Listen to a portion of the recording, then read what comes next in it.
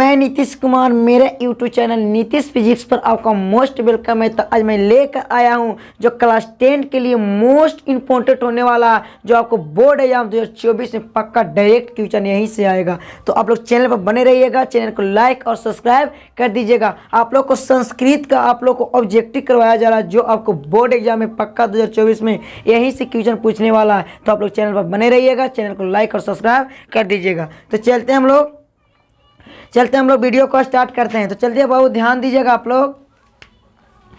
लोग ध्यान दीजिएगा। अगर आप लोग संस्कृत का पीडीएफ लेना हो, अगर सब्जेक्टिव प्लस ऑब्जेक्टिव, तो आप लोग इस नंबर पर कॉल कर सकते हैं। आप लोग इस नंबर पर कॉल कर सकते हैं या तो मैसेज कर सकते हैं। आपको पीडीएफ या तो नोट्स फ्री में मिल जाएगा। तो चलिए आप लोग ध्यान से देखिएगा आप लोग। और आप लोग के एग्जाम से एक घंटा पहले क्वेश्चन भी दिया जाएगा। एग्जाम से एक घंटा पहले क्या बाबू, क्वेश्चन भी दिया जाएगा। तो आप लोग जितना जल्दी आप लोग ग्रुप में जुड़ सकते हैं। तो चलिए आप लोग वीडियो स्टार्ट करते हैं बाबू, ध्यान दीजिएगा।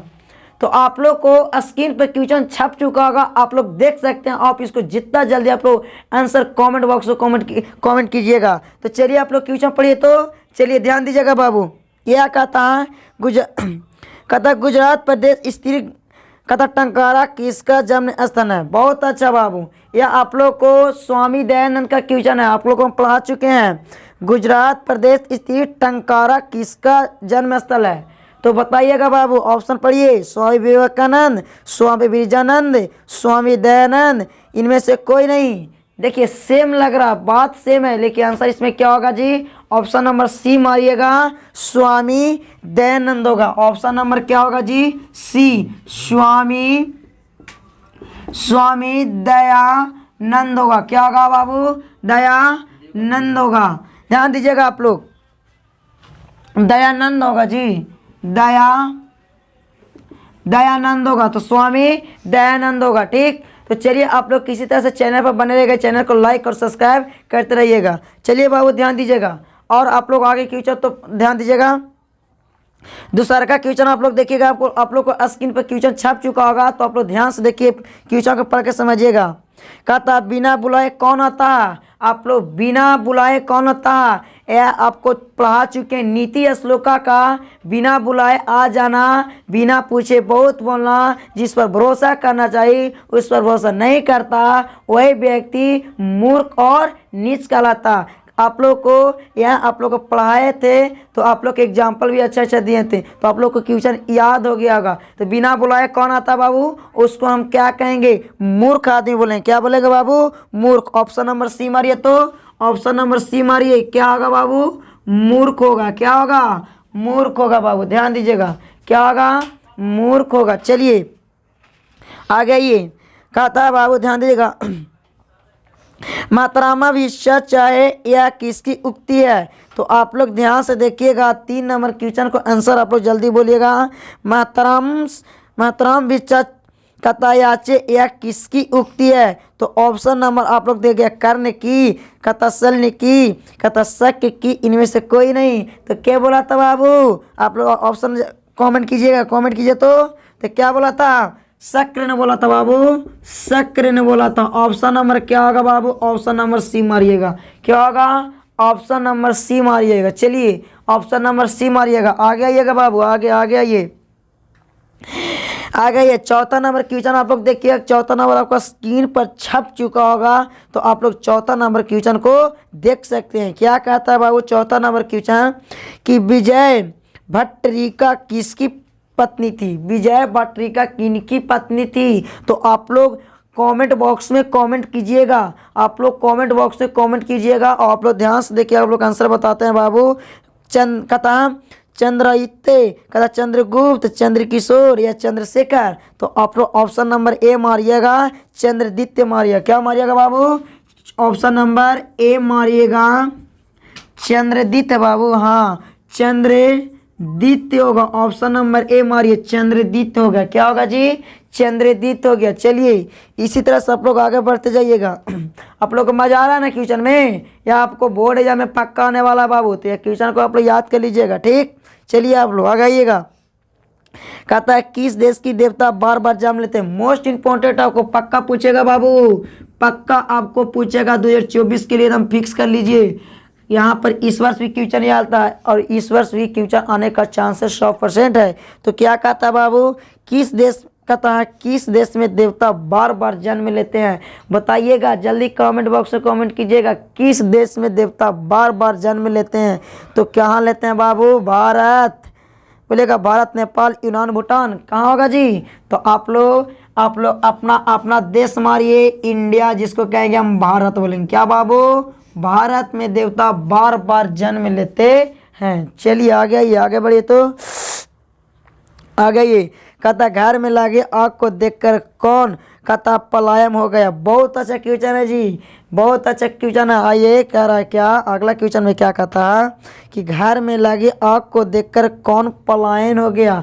आप लोग पढ़े हैं पाटलिपुत्र के बाद एक हम पढ़ाए थे आपको, आलस कथा से क्वेश्चन है बाबू, आलस कथा पढ़े थे ना हम लोग। तो उसी में से कहता घर में आग लग को देखकर कौन पलायन हो गया। पलायन मतलब भाग जाना होता। तो एक का आंसर देखिए बताइए तो, आलसी लोग, कहता फुर्तीली लोग, समझदार लोग, ध्रुता लोग। ध्रुता मतलब होता बनावटी होता, ठीक। तो बनावटी आलसी का भागा था जी। तो क्या होगा जी, ऑप्शन नंबर मारिएगा आप लोग, डी मारिएगा, ध्रुता होगा। क्या होगा बाबू, ध्रुता होगा। ऑप्शन नंबर क्या मारिएगा, डी मारिए, ध्रुता होगा। चलिए इसी तरह से आप लोग बने रहिएगा, चैनल को लाइक और सब्सक्राइब कीजिएगा, शेयर करना ना भूलिएगा बाबू। चलिए अगला क्वेश्चन पर आइए। तो आगे आइए तो आगे आइए, कहता है निरुक्त का अर्थ क्या है। बहुत ज़्यादा मोस्ट इंपॉर्टेंट है बाबू। कहता है निरुक्त का अर्थ क्या है, निरुक्त का अर्थ क्या है। तो बोलिएगा आप लोग, ऑप्शन देखिए, ऑप्शन में आपको लिखा था यथार्थबोध, कहता वेदार्थबोध, अर्थबोध, कहता तत्वबोध। बताइए क्या है जी, जल्दी कमेंट बॉक्स में कमेंट कीजिए। तो ऑप्शन नंबर बी मारिए, वेदार्थबोध का ऑप्शन नंबर बी मारिए, वेदार्थबोध, वेदार्थ बोध होगा। क्या होगा, वेदार्थ बोध होगा बाबू, ध्यान दीजिएगा, वेदार्थ बोध होगा। ऑप्शन नंबर बी मारिएगा। आगे आइएगा, आगे आप लोग देखिएगा 8वां नंबर क्वेश्चन, ध्यान दीजिएगा बाबू। इसी तरह से आप लोग चैनल पर बने रहिएगा, चैनल को लाइक और सब्सक्राइब करते रहिएगा। आप लोग को मजा आ रहा है ना बाबू, इसी तरह से आपको क्वेश्चन मिलने वाला, ठीक। आइए आगे, कहता है वैदिक साहित्य का अंतिम भाग क्या है। आप लोग हम पढ़ाए थे बाबू, वैदिक साहित्य का अंतिम भाग क्या है। तो पढ़ाए थे मंगलम के बारे में, वैदिक उपनिषदम पढ़ाए थे ना जी। तो वैदिक, कहता है वैदिक साहित्य का अंतिम भाग क्या है। तो ऑप्शन में देखिएगा, ऑप्शन नंबर ए में कह रहा उपनिषद, बी में कहता संहिता, अर्णक और पुराण। तो ऑप्शन नंबर आपको ए हो जाएगा, उपनिषद होगा। क्या होगा जी, ए होगा, उपनिषद होगा। क्या होगा, उपनिषद होगा। ऑप्शन नंबर ए मारिएगा, उपनिषद। ऑप्शन नंबर ए में मारिएगा क्या बाबू, उपनिषद, उपनिषद। चलिए इसी तरह से आप लोग आगे आइए। तो कहता अनु से भी छोटा क्या होता है। आप लोग को चैप्टर नंबर 1 आत्मा, अनु अन्यान महत्वमय आत्मा से जंतो निहितो गोयम पढ़ाए थे ना जी। तो इसी के बारे में है, अनु से भी छोटा क्या होता है। संस्कृत में पहला चैप्टर आ जाइए।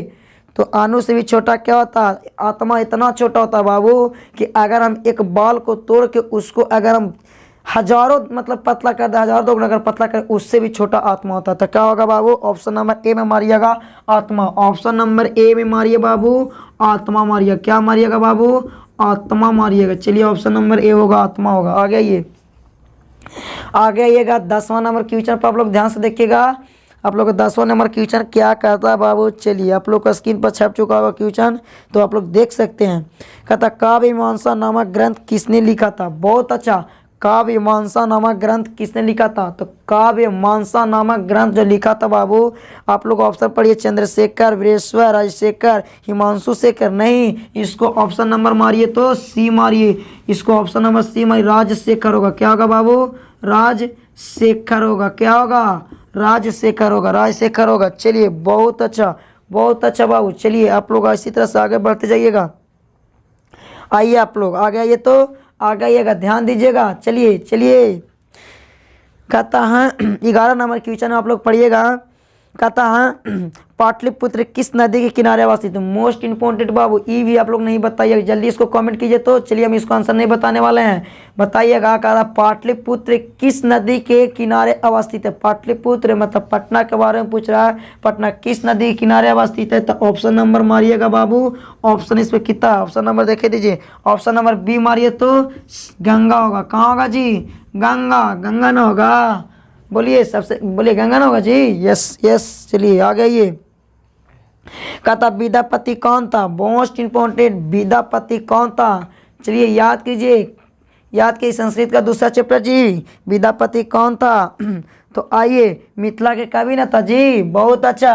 ऑप्शन नंबर मारिएगा ए, मिथिला के कवि, ध्यान दीजिएगा, मिथिला के कवि थे। क्या थे बाबू, के कवि थे, मिथिला के कवि थे। चलिए आप लोग आगे देखिएगा, इसी तरह से चैनल पर बने रहिएगा, चैनल को लाइक और सब्सक्राइब कर दीजिएगा, शेयर भी कीजिएगा, और अपने दोस्त यार को जहाँ भी रहे सब लोग का शेयर कीजिए। चलिए आगे आइएगा बाबू, ध्यान दीजिएगा। चलिए 13 नंबर क्वेश्चन का था आपको, मोस्ट इंपॉर्टेंट क्वेश्चन है बाबू। आपको यह क्वेश्चन आप लोग देखिएगा, लगातार क्वेश्चन पूछा हुआ है, गेस्ट पेपर में देख लीजिएगा। क्या कहता है, पाटलिपुत्र में कमोदरी महोत्सव किस ऋतु में मनाया जाता है। चलिए कमोदरी महोत्सव के बारे में हम कुछ चर्चा बहुत अच्छा से किए थे, जल्दी बताइए तो इसका आंसर बाबू, आप लोग जल्दी बोलिए।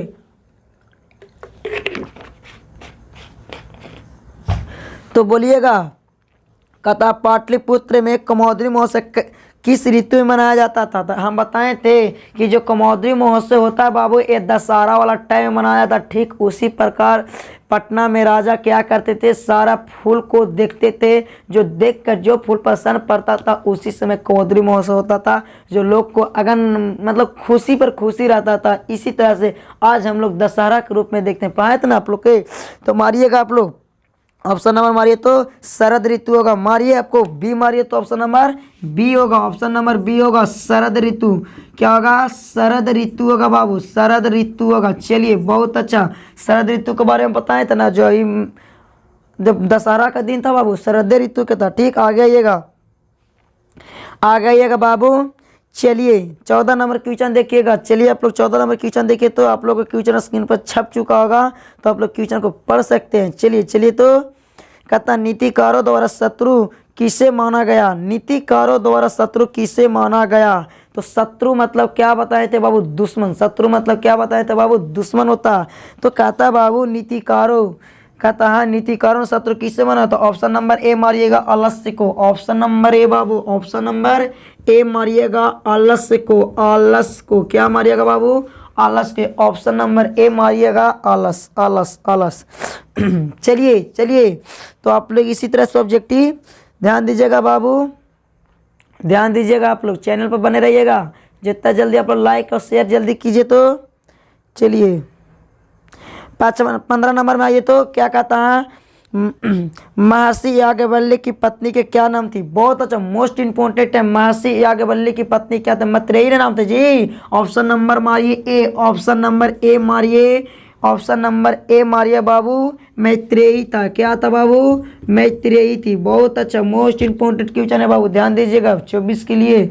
आइए आइए, चलिए ध्यान दीजिएगा बाबू, ध्यान दीजिएगा। महर्षि कहता याज्ञवल्क्य की पत्नी क्या नाम थी, तो इसको न होगा मैत्रेयी। चलिए ऑप्शन नंबर ए हो गया। आगे आइए, आइए 16 नंबर क्वेश्चन देखिएगा। आप लोग को स्क्रीन पर क्वेश्चन छप चुका होगा बाबू। चलिए तो 16 नंबर क्वेश्चन देखिएगा। कहता जनक की सभा में सशस्त्र कुशल महिला कौन थी। मोस्ट इंपॉर्टेंट है बाबू, जनक की सभा में सशस्त्र कुशल महिला कौन थी। तो ऑप्शन नंबर मारिएगा बाबू, आप लोग ए मारिएगा, गंगा वर्चवनी होगा, गंगा वर्चवनी होगा। मारिए, ऑप्शन नंबर कितना होगा बाबू, ऑप्शन नंबर ए गंगा क्या होगा जी, ऑप्शन नंबर ए मारिए गंगा।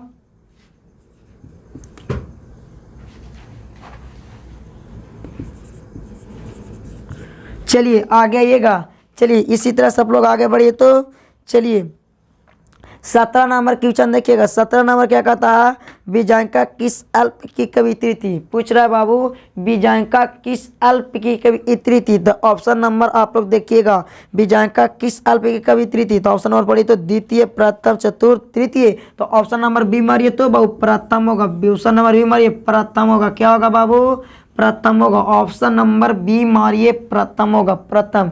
चलिए आप लोग ध्यान दीजिएगा। आइए आगे कहता है बाबू, कहता है गयंती देवा की, कहता है बाबू गयंती देवा की गीत कहानी डो पुरुष सूत्रवात पद किस पुराण से किया गया है। फिर से पढ़ देते हैं आप लोग। चलिए 18 नंबर क्वेश्चन में क्या कहता है, गयंती देवा किल गीत कहानी डो पुरुष श्रुतवा पद किस पुराण से संकलित है। तो ऑप्शन नंबर बोलिएगा बाबू, ऑप्शन नंबर बोलिएगा ए बी सी, जल्दी बोलिए। तो ए होगा आप लोग को विष्णु पुराण, पढ़ा चुके हैं बाबू। क्या होगा, विष्णु पुराण। क्या होगा, विष्णु पुराण होगा। चलिए मोस्ट इंपॉर्टेंट क्वेश्चन है, विष्णु पुराण होगा। आइए आइए ध्यान दीजिएगा, ध्यान दीजिएगा। चलिए